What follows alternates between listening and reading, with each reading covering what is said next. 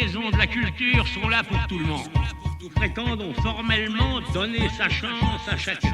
Que le grand domaine mystérieux de la métamorphose soit donné à tous. Et si les murs de la maison de la culture pouvaient parler ? Voilà, un endroit très, très sympa et où il fait bon vivre. Et si les murs de la Maison de la Culture pouvaient parler ? Qui de mieux pour parler d'un monument que ceux qui l'ont fait vivre ? À l'occasion des 60 ans de la Maison de la Culture de Firminy et des 10 ans de son inscription sur la liste du patrimoine mondial de l'UNESCO, les jeunes Appelous sont allés à la rencontre des témoins de son histoire. Usagers et personnels, d'hier et d'aujourd'hui, artistes, habitants. Ces femmes et ces hommes, qui l'ont parfois connue depuis son inauguration et qui souvent la fréquentent encore, vous dévoilent tous ses secrets de 1965 à aujourd'hui.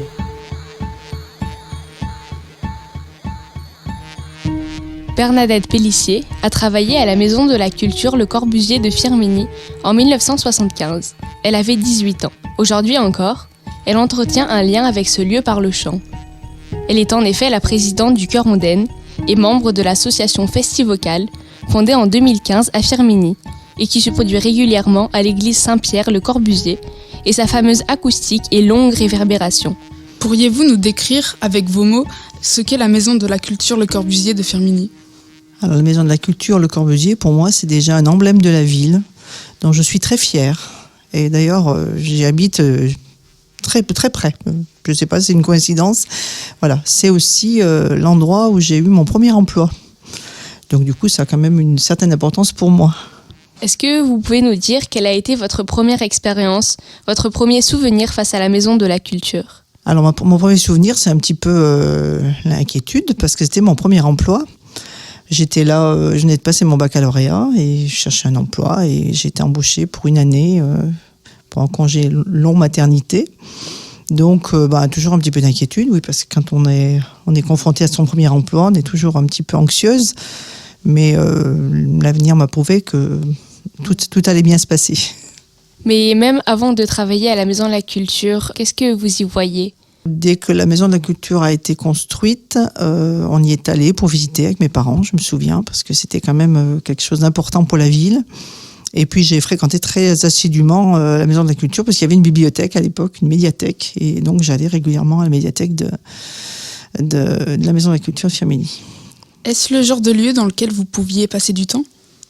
Absolument, oui. Et puis d'autant plus quand j'y ai travaillé, parce que après j'avais gardé quand même quelques liens avec des personnes, donc j'y passais du temps. Et puis aussi parce qu'il y avait souvent des concerts, des spectacles à cette période-là, beaucoup plus souvent que maintenant d'ailleurs. Et j'allais assez régulièrement à des spectacles, effectivement, à la Maison de la Culture de Firminy.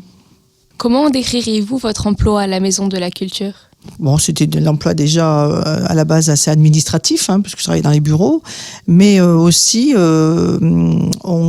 c'était certainement le côté le plus agréable de l'emploi, c'est qu'on était invités, on pouvait ou pas venir à tous les spectacles et puis faire les entrées, rencontrer les artistes, et j'ai des souvenirs assez précis, assez sympathiques de cette période-là, quoi.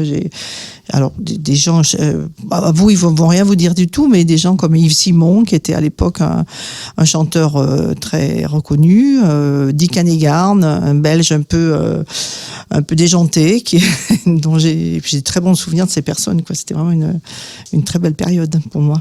Et quelle était l'ambiance avec vos collègues de travail et avec les usagers ?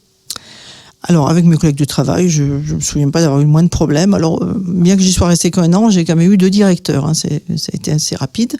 Mais c'était une ambiance très décontractée, quoi. Ça ressemblait un petit peu à la Maison de la Culture. La Maison de la Culture, on n'était pas en costume-cravate, quoi. C'était vraiment une autre ambiance, quoi. Donc oui, non, j'ai des très bons souvenirs des personnes avec qui j'ai travaillé. Je les rencontre plus maintenant parce que beaucoup sont partis, mais j'ai des bons souvenirs. Certaines de vos rencontres à la Maison de la Culture vous ont-elles marqué ? Je pense que les rencontres qui m'ont le plus marqué, c'est effectivement les vedettes que j'ai pu rencontrer. Bon, après, oui, des collègues que je trouvais très sympathiques, avec qui j'ai créé quelques liens, mais ça n'a pas été beaucoup plus loin. Par contre, oui, j'ai été marquée, c'était tellement nouveau pour moi, en plus, cette ambiance-là. Et oui, tous ces artistes qui étaient fort sympathiques la plupart du temps, m'ont marqué. Oui, à cette époque-là, c'était plutôt sympa. Oui, pour moi, imaginez une fille de 18 ans qui n'avait pas fait grand-chose. À Firminy, il n'y avait pas non plus énormément de choses à cette période-là. La Maison de la Culture, ça faisait partie quand même des choses assez emblématiques de la ville et c'était chouette, quoi. Est-ce que vous pouvez nous expliquer quelle était cette ambiance particulière qu'il y avait du coup entre vous et les artistes Alors, comme je le disais, c'était une ambiance extrêmement décontractée, effectivement. Il y avait beaucoup de partage. Alors, à l'époque, il y avait également le bar en bas, alors qui a été ouvert, je crois, de retour, mais qui a été resté fermé longtemps. Mais ce bar, c'était vraiment un lieu vraiment de rencontre, de partage. Et les après-soirées, souvent, alors à l'époque, mon papa était obligé de venir me chercher parce que j'avais pas de voiture et ça finissait assez tard. Mais c'était toujours des moments de partage assez extraordinaires, quoi, parce qu'ils étaient d'une grande simplicité. La plupart des gens que j'ai rencontrés dans ce cadre-là étaient d'une grande simplicité. On était dans un lieu de partage, on buvait des coups ensemble, on était au bar. En plus, c'est un lieu plutôt sympa, le bar. Donc, oui, c'était vraiment très, très agréable. Très agréable. Vous faites aujourd'hui partie du Chœur Ondaine Firminy ainsi que de l'association Festivocal. Pensez-vous que cela vous permet d'entretenir un lien avec la Maison de la Culture Le Corbusier ? Alors, avec Chœur Ondaine, un peu moins, puisque le chœur dont je suis présidente, on chante pas forcément dans ces lieux-là. Aussi parce que avec Festivocal, on chante à l'église de Corbusier, puisque tout le festival de la biennale, c'est une biennale, donc il y a lieu tous les 2 ans, comme le nom l'indique. C'est de la musique contemporaine et c'est exclusivement à l'église de Corbusier. Cette année, il va d'ailleurs y avoir un travail avec la Maison de la Culture qui sera intéressant, je pense. Sur les vitres en fait de la Maison de la Culture, hein, qui expliquent des choses, hein, donc je vais pas vous le raconter ici, il faudra venir voir, hein, parce que ça va être assez sympathique à découvrir. Et donc voilà, avec Festivocal, oui, on entretient quand même un lien assez fort avec le Corbusier, oui. Et si vous deviez choisir un lieu, un objet ou un espace de la Maison de la Culture Le Corbusier, ce serait lequel ? Eh ben, je crois que le lieu, ce serait le bar, finalement. Ça c'est pas très, très joli de dire ça, peut-être, mais quoique, un bar, on peut ne pas y voir de l'alcool, hein. C'est le bar parce que c'est un lieu de partage, et puis c'est un lieu que j'aime bien. On a fait encore des choses dans ce bar il y a pas très longtemps, des AG, des choses comme ça, avec Festivocal. Et c'est vraiment un lieu qui paraît rassemblé, quoi. Je trouve que c'est un lieu où on s'y trouve bien. Donc, ce serait le bar. Est-ce que vous pourriez nous décrire ce bar ? Le bar, alors, est-ce que je peux vous décrire le bar ? Donc le bar, quand vous arrivez à l'accueil, vous avez des escaliers, vous descendez, vous avez deux paliers, et puis vous arrivez devant un grand bar, là, c'est là où on sert les boissons. Et puis il y a des fauteuils de peu de partout, des fauteuils assez bas où on peut s'asseoir, on peut prendre du temps. Il y a la vue aussi sur le stade, hein, qui est très jolie. Et puis il y a au centre une cheminée. Je sais pas si on n'a pas besoin de cheminée d'ailleurs, mais où on peut faire du feu. J'ai vu déjà faire du feu d'ailleurs dans cet endroit. Alors je crois qu'il y a bien longtemps que ça n'a pas été fait. Voilà, un endroit très très clair, très très sympa et où il fait bon vivre. Pouvez-vous nous donner une anecdote précise que personne ne sait sur la Maison de la Culture ? Ouais, peut-être justement avec Dick Hannegarn, ce fameux chanteur belge qui était, je vous assure, très déjanté. Allez voir sur Internet, qui avait fait je me souviens au bar, il avait fait un peu le fou, ça avait été un peu, je crois qu'il avait peut-être un peu bu, hein, je sais pas, mais en tout cas. Donc, et pour moi qui sortais de l'école et qui était une grande fille bien sage, ça m'avait paru effectivement quelque chose d'assez extraordinaire. Mais je me suis fait assez rapidement d'ailleurs. Eh ben, merci beaucoup en tout cas d'avoir pris le temps de répondre à nos questions et si vous voulez rajouter quelque chose, n'hésitez pas. C'est moi qui vous remercie parce que ça m'a permis aussi de replonger un peu dans mes souvenirs, hein, de jeune fille. Ce que je pourrais vous dire, je vous engage vivement à aller découvrir la Maison de la Culture si ça n'est déjà fait.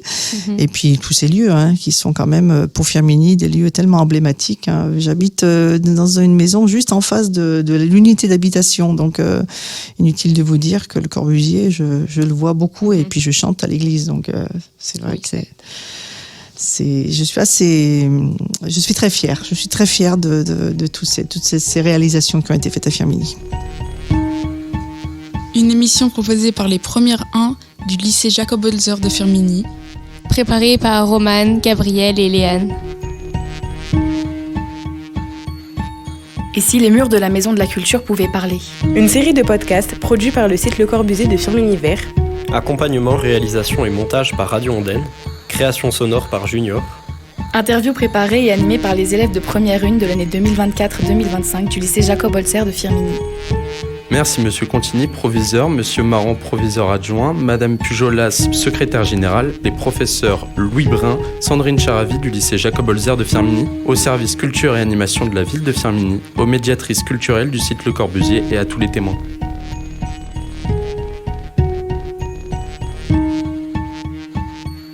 Et si les murs de la Maison de la Culture pouvaient parler ?